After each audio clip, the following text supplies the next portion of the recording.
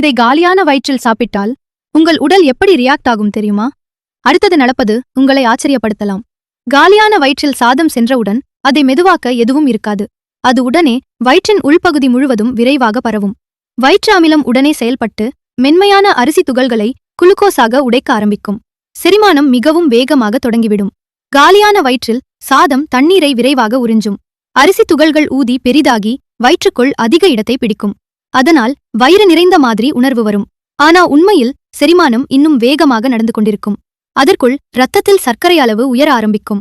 செரிமானம் தொடரும் போது குளுக்கோஸ் சிறுகுடலுக்கு வேகமாக செல்கிறது. உடலின் இயக்கம் அதை முன்னோக்கி தள்ளி சிறுகுடல் அதை பருக தயாராகும். சர்க்கரை உடலுக்குள் வேகமாக உறிஞ்சப்படும். ஆனால் இந்த எரிசக்தி நீண்ட நேரம் இருக்காது. எப்படி வேகமாக உயர்ந்ததோ அதே வேகத்தில் இரத்த சர்க்கரை குறையும்.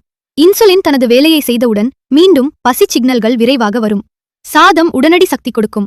ஆனா காலியான வயிற்றில் சாப்பிடும்போது சமநிலை மிகவும் முக்கியம்.